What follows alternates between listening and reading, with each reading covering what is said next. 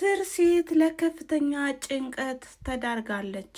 ብሩኬ በህይወቷ ዙሮ በመምጣቱና እንዲሁም አንዳንድ ነገሮችን ለማስተካከል ብትሞክርም ነገር ግን እሷ እየተጨነቀችና እያሰበች ትገኛለች። ሚጣና ብሩኬ በተሳሳሙበት ሰዓትም ከፍተኛ ቅናትም አድሮባታል። ታዲያ እሷም ዘወር ብላም እኔ እኮ ባለትዳር ነኝ፣ ምን እየነካኝ ነው በማለትም ራሷን ብታዳምጥም ነገር ግን ግራ እየገባትም መጥቷል። በሌላ በኩል ልጆቹ በአሁኑ ሰዓትም አሁን የብሩኬ ጉዳይም እያሳሰባቸውም ይገኛል። በአሁኑ ሰዓትም ራቅ ያለበት ምክንያትም ግራ እየገባቸው ነው።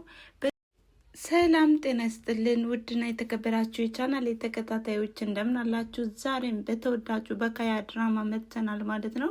እንግዲህ ካያ ድራማ እጅግ አስተማሪና እንዲሁም ቤተሰባዊ ድራማም ስለሆነ እንማርበታለን ብዬ ተስፋ አደርጋለሁ። እናም ቤተሰብ ላይክ፣ ሼር፣ ኮሜንት እያደረጋችሁ በማዳመጥም አብራችሁ ይቆዩ።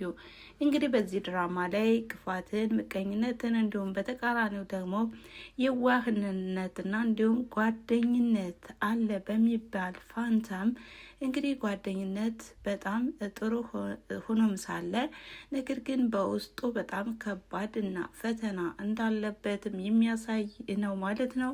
ይኸውም በሚኪያስና በብሩኬ ያለው ግንኙነትም በጓደኝነት ተጀምሮም አሁን ላይ በጥላትነት እየተጠማመዱም ይገኛሉ። ሚኪያስ በጣም ለብሩኬ ቅርብና እንዲሁም ታማኝ ጓደኛ ነው በማለትም ብሩኬ አምኑትም ነበረ። ነገር ግን በቅናትና እንዲሁም በምቀኝነትም ተነሳስቶ ህይወቱንም እንዲሁም ልጆቹንም ቤተሰቦቹንም ከቀማ በኋላም አሁን ላይ እሱን ለማጥፋት እየመከረና እየዘከረም ይገኛል። ታዲያ ይሄም ተከስተም ቢሆን በአሁኑ ሰዓትም ሚኪያስ እንደፈለገውና እንዳሰበውም ስላላገኘውም በሌላ ሰው እየቀየረውም ይገኛል። ሚኪያስ በአሁኑ ሰዓትም ግራ የተጋባ ቢመስልም በአሁኑ ግን ብሩኬን ለማጥፋትም ሌላ ሰው በመቅጠርም አሁን ላይ ከተከስተ ጋርም እየተጣሉም ይገኛሉ። ይኸውም ተከስተም እያስጠነቀቀውም ነው። ያ የቀጠርከው ሰው ያ በእኔ የለወጥከው ሰው ምን ያህል ሚስጥርን ሊጠብቅልህ ይችላል ሲለውም እሱም ደግሞ እያመነጫጨቀ ሲያናግረውም ነበረ።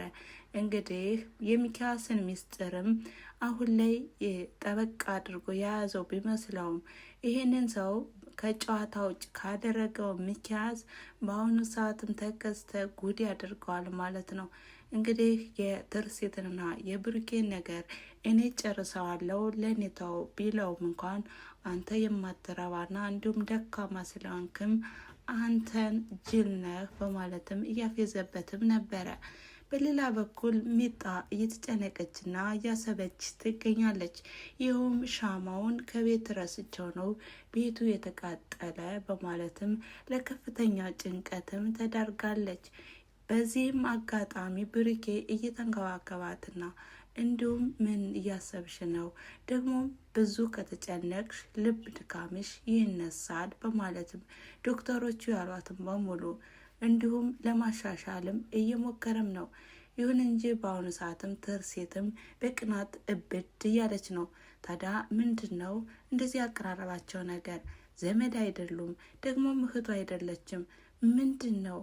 ቆይ ብሩኬ ከምን ተነስቶ ነው እንደዚህ የሚንከባከባትና የሚያቆለማብሳት? እያለችም በጣም እየከፋትም ትገኛለች። በሌላ በኩል የነሚጣን ቤት ማን አቃጥለው? ማን ነው ጥላታችን? እያሉም ጥያቄ ፈጥሮባቸዋል። ታዲያ አሁን ላይ ከጉያቸው አስቀምጠውም ያመኑት ሰው ሚኪያስ ስለነበረም ሚኪያስም ቢሆን ማን ያቃጠለው ማን ሊሆን ይችላል እያለም ነገሮችን ከማድበስበስ ወደኋላ አላለለም። ታዲያ ይህንንም ተከትሎ አሁን ላይ ማረፊያና እንዲሁም መጠለያም ስለሌላቸው ትርሲት ወደ ቤት ይዛቸው ሚዳ ነበረ። እንግዲህ ሚጣና አቶ ዘነበም ቢሆን አስቸጋሪ ሁኔታ እንዳሉም ይታያል ማለት ነው። ምክንያቱም ተከስተ በአሁኑ ሰዓትም እነሱ ከዛ ቤት የማይወጡ ከሆነም እንዲሁ ልካቸውን ሰተንም ማስወጣት እንችላለን። ደግሞም የሟቾቹ ቁጥር ጨምሯል ማለት ነው በማለትም በጣም ክፉኛ ቃልም ሲናገርም ነበር። እንግዲህ ምን ሊያደርጓቸው ይችላሉ? ከዚህ ቤትስ እንዴትስ ሊወጡ ይችላሉ? ብሩኬም በአጣብቂኝ ውስጥ ይገኛል። ይኸውም ሚኪያስ ከዚህ ቤት ከተቀመጠና እንዲሁም ለረጅም ሰዓት ከተቀመጠም በጣም ስለሚያስከፋውና እንዲሁም ከዚህ በፊትም ስላስጠነቀቀው ከዚህ ቤት እንዳትመጣ ብያለሁ፣ በትዳራችንም ውስጥ እንዳትገባ፣ ጣልቃ ከገባህ ደግሞ እኔ ጥሩ አላደርግም በማለትም ከዚህ በፊት አስጠንቅቆትም ስለነበረ አሁን ላይ ብሩኬ ሚኪያስን እየፈራውና እንዲሁም በጣም እያሰበውም ይገኛል። በሌላ በኩል አሁን ላይ የብሩኬና የትርሲት ጉዳይ አሁን በአጣብቂ ውስጥ ይገኛሉ። ትርሲት በአሁኑ ሰዓትም አሁን አንተነ ጥፋተኛ፣ ለልጆቹ መበሳጨትና ለልጆቹ ግማሽ ልብ መሆንም አንተነ ተጠያቂው፣ አንተ እንደዚህ ባትልና ባትጨቃጨቀኝ ኑሮ አይሰሙም ነበር በማለትም ብሩኬን ተጠያቂ እያደረገችው ትገኛለች።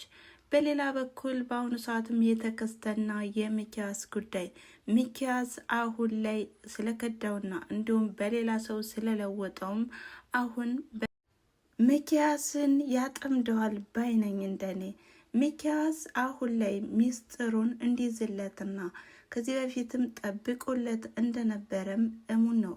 ነገር ግን በአሁኑ ሰዓትም ስለከዳውና እንዲሁም ከጨዋታ ውጭ ስላደረገውም አሁን ላይ ወደ ትርሲት ጎንም ሆኖ የሚያግዛቸው ይሆናል ማለት ነው። ይኸውም የብሩኬንም እገዛ በመሻትም አሁን ሚኪያስንም የሚወድቅበትንም ገደል እያመቻቸ ይገኛል ማለት ነው። እንግዲህ ተንኮለኛና አስመሳይ ሰውም በቅርብ ቀን የሚጋለጥም ይሆናል። ባልደከመበት ባለፋበት ገንዘብም እንደዚህ የኔ ነው እያለ ሲንደላቀቅና እንዲሁም ሲዘል የነበረው እንግዲህ ሚኪያስም ቢሆን በቅርብ ቀንም በብሩኬ እጅ ይሆናል ማለት ነው።